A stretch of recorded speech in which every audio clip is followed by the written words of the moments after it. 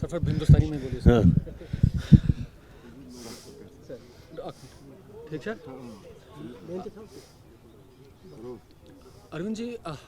कल से श्रीनगर शहर में G20 का इजलास शुरू होने वाला है,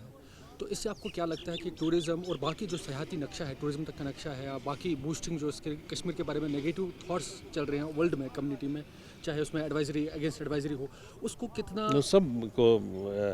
पर्यटन में जम्मू एंड कश्मीर का एक महत्वपूर्ण स्थान है भारत में, और उस स्थान को और सुदृढ़ करने के लिए ये बैठक बहुत ही महत्वपूर्ण होगा। G20 की पूरी प्रक्रिया के लिए बैठक बहुत महत्वपूर्ण है, क्योंकि अगले महीने गोवा में मिनिस्टीरियल मीटिंग होगी और उसमें जो डिक्लेरेशन सारे मंत्री अडॉप्ट करेंगे जो G20 कंट्रीज़ के हैं, उस पर चर्चा यहाँ श्रीनगर में होगी। तो भारत के पर्यटन की दृष्टि से और G20 के पर्यटन क्षेत्र में चर्चा की दृष्टि से ये बैठक बहुत ही महत्वपूर्ण है। और निश्चित ही जब पर्यटन क्षेत्र से जुड़े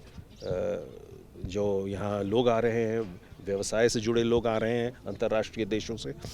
मंत्रालयों से आ रहे हैं, दूतावासों से आ रहे हैं, इंटरनेशनल ऑर्गेनाइजेशन से आ रहे हैं, तो वो स्थानिक स्तर पर यहाँ जो हकीकत है और जो ग्राउंड रियलिटीज़ हैं उसको देखेंगे, तो निश्चित ही उनके मन में जो अगर कोई नेगेटिव पब्लिसिटी होगी तो वो निश्चित दूर करने में ये बैठक उनकी मदद करेगी। अरविंद जी, पूरे जैसे देश के लिए तो काफ़ी महत्वपूर्ण है ही, और कश्मीर के लिए सर कितना महत्वपूर्ण रहेगा? बहुत ही महत्वपूर्ण है, क्योंकि कश्मीर के लिए पर्यटन एक उसकी कश्मीर के जीडीपी में, कश्मीर में रोज़गार करने के लिए, उपलब्ध कराने के लिए एक बहुत महत्वपूर्ण साधन है। तो अगर पर्यटन को बढ़ावा मिलता है तो निश्चित कश्मीर के लिए महत्वपूर्ण है।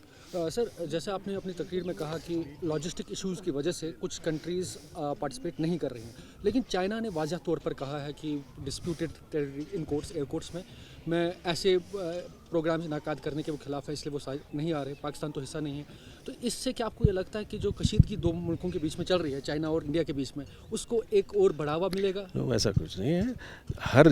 वर्किंग ग्रुप की बैठक में सभी देशों का 100% अटेंडेंस नामुमकिन है, क्योंकि जैसे मैंने कहा, कुछ को आर्थिक समस्याएं होती हैं, कुछ को लॉजिस्टिकल समस्याएं होती हैं, कुछ उनके देशों में महत्वपूर्ण बैठकें होती हैं इसलिए नहीं आते हैं, तो हम उस तरीके से देते हैं। इसमें कोई, इसको हम विवाद का मुद्दा नहीं बनाना चाहते। डेलीगेट्स का